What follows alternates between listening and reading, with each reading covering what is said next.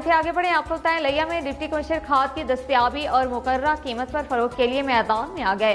खाद की 3 बड़ी कंपनियों के वेयर हाउस का दौरा किया और यूरिया खाद के स्टॉक का जायजा लिया।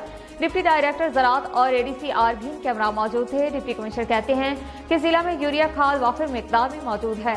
मजीद जानते हैं अपने नुमाइंदे मोहम्मद आसिफ से। जी आसिफ, बताइएगा।